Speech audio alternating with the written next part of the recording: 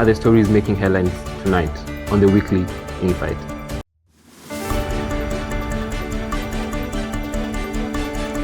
Digital deception. How artificial intelligence and deepfakes are putting children at risk online.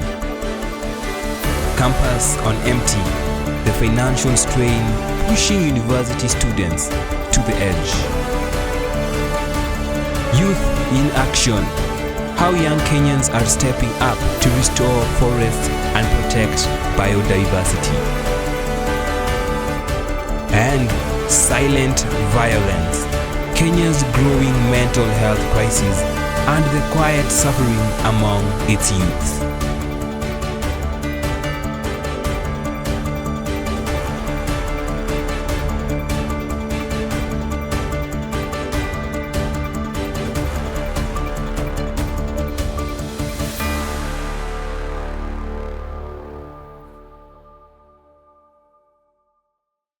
Good evening and welcome to the Weekly Insight, the program where stories find meaning.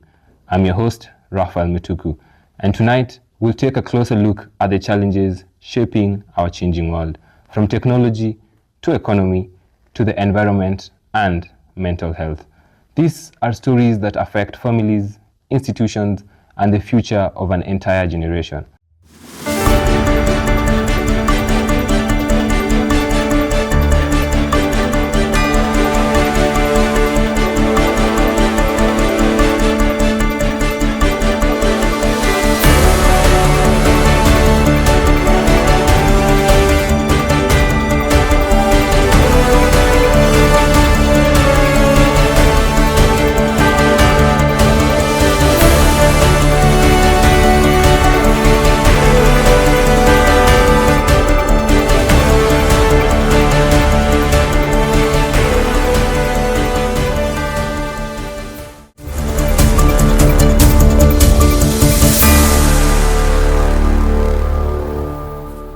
Our top story tonight, the rapid rise of AI-driven misinformation. From manipulated videos to convincing fake news clips, children are becoming the newest targets of digital deception. What are the risks and how can parents, schools, and policymakers respond? Our reporter has more on this.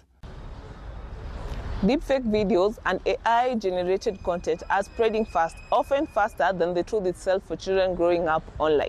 Separating fact from fiction is no longer straightforward. What looks real may not be real at all. Experts warn that unchecked AI misinformation could shape how young people think, learn, and engage with society. Media literacy, they say, must start early. For the Weekly Insight, I'm Jacqueline Ombua in Nairobi. Thank you for that. To help us unpack these challenges, I'm joined by the technology analyst and child safety advocate. Doctor, how do we help children build resilience against this wave of digital misinformation? Yeah, so AI poses a lot of risks to kids, especially when we think about things like deepfakes and AI-generated content, especially from generative AI models. You can find that it will be able to generate pictures or videos that are very, very close to reality, and this can truly harm kids' perception of reality.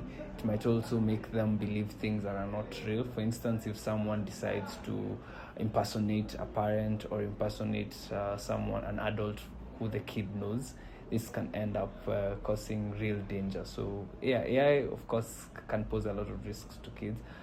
I think the best way, in my opinion, isn't really to protect them, or protection wouldn't, to me, doesn't mean denying them access to it, because at the end of the day, it is the future. I believe in a few years or in a matter of years, the vast majority of jobs and the way we do things will have dramatically changed.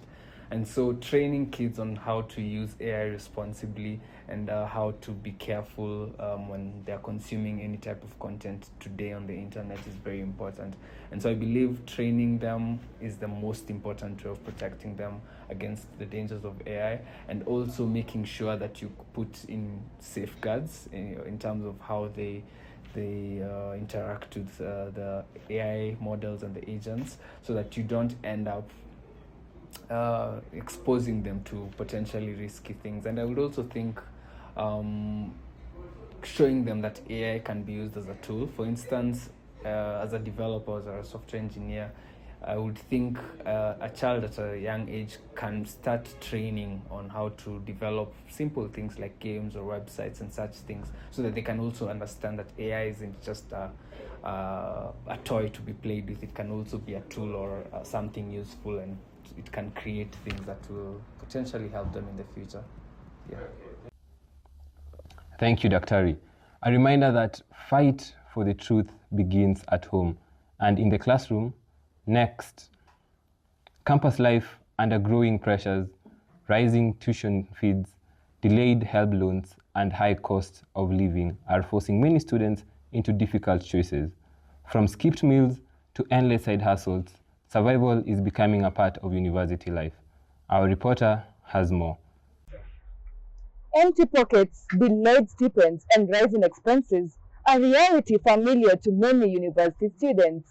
For some, it's a choice between rent and food. For others, between attending lectures and finding work. Financial pressure, I can talk about that. It's quite challenging because there are days when I'm forced to sleep hungry, because you find that literally you don't have money in your account and like you don't have anyone to borrow money from. And some days you're forced not to go to classes, not because you don't want to, but because like you don't have the money. And so yeah, it's a struggle. University student, the same time as a comrade, is a little bit challenging and difficult, because sometimes you find yourself sleeping hungry, you don't have money for transport, so it's a little bit difficult in terms of coming to school and printing assignments. For many students, survival is now part of the curriculum.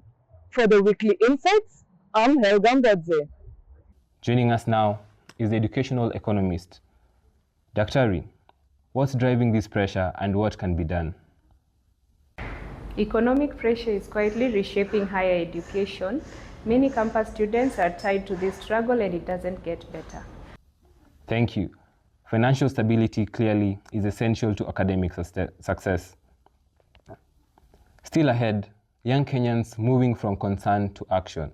How youth-led movements are restoring forests and protecting biodiversity. Stay with us.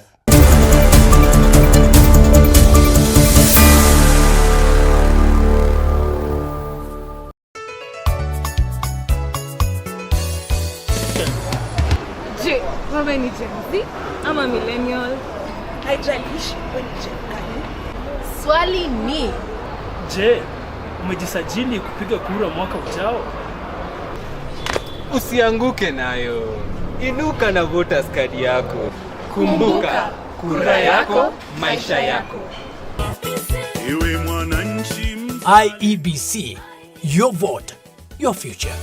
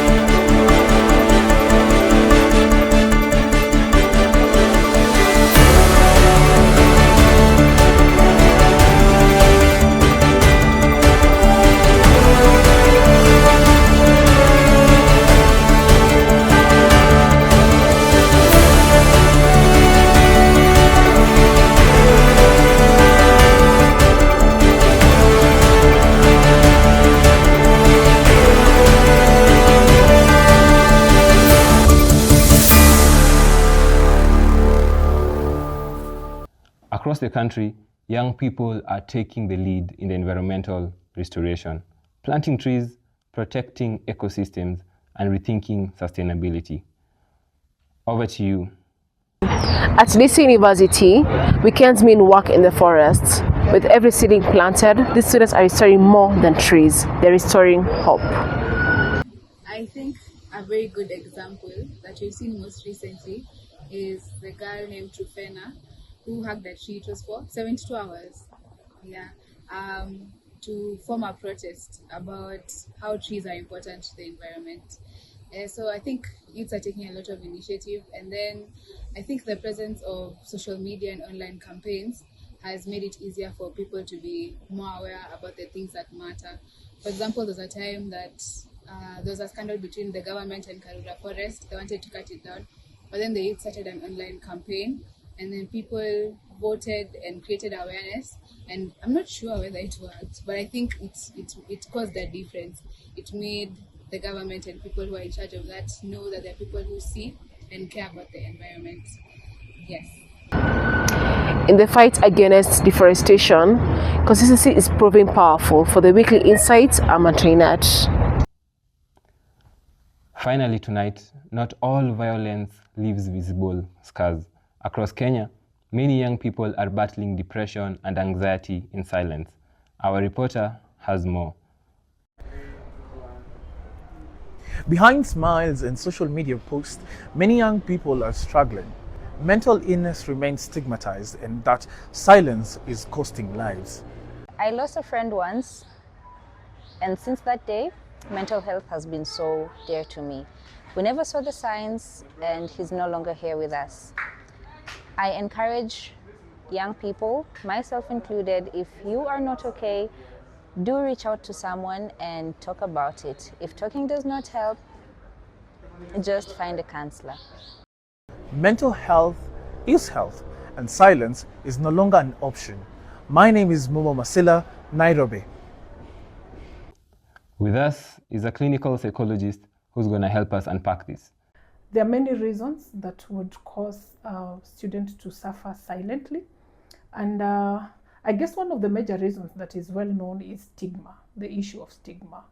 And the issue of stigma basically, because what we see, suicide ideation, suicide tendencies, is a manifestation of something deeper. It's a destination.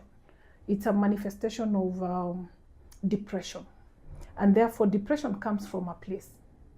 And probably looking at that destination, I'll probably take us through the journey that can lead us to the destination. And that probably the thought processes that probably would influence, because in psychology we say that our thought processes impact how we feel. And how we feel impacts how we act. So we act again and again, it becomes a habit. And that habit, again, repeated many times, becomes a character. And that character leads us into a destination. Now, the destination we're talking about here is university students dying because of suicide. The immediate environment where this individual, our student, grows up or grew up. So you discover that maybe this environment was not conducive. And therefore, by the time we see this student at Daystar, at a given university, it could be Daystar, it could be Strathmore, it could be USIU, it could be. So by the time you get to see them there, manifesting these things, probably triggered by the emotional challenges that come with the university life.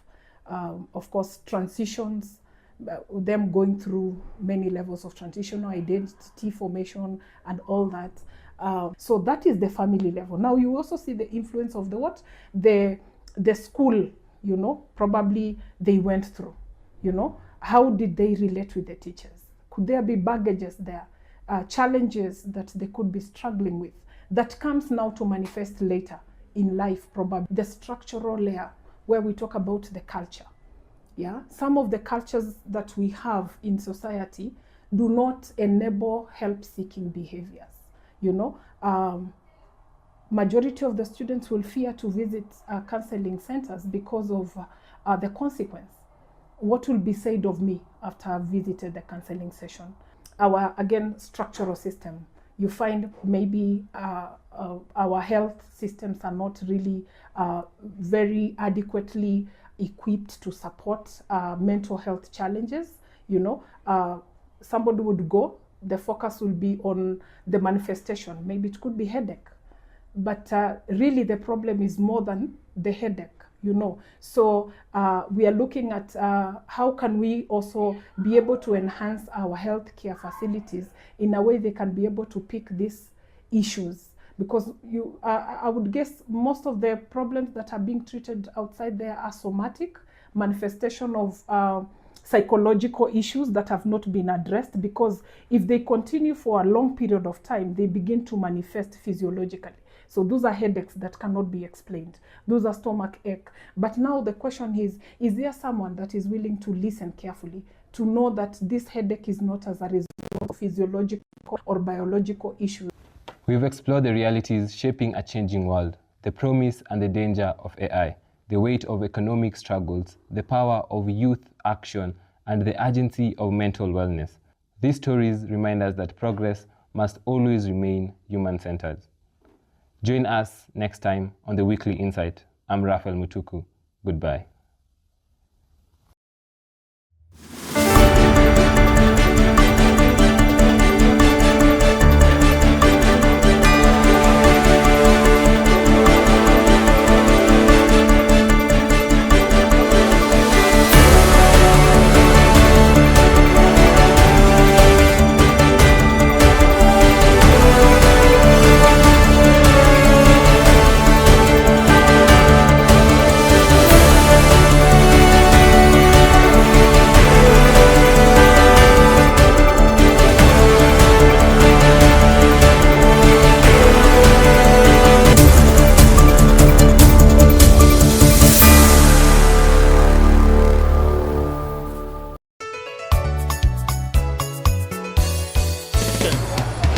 Je, wewe ni Gen Z ama millennial?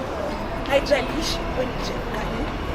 Swali ni, Je, umejisajili kupiga kura mwaka ujao? Usianguke nayo. Inuka na voters card yako. Kumbuka, kura yako, maisha yako. Iwe mwananchi IEBC, your vote, your future. Nisome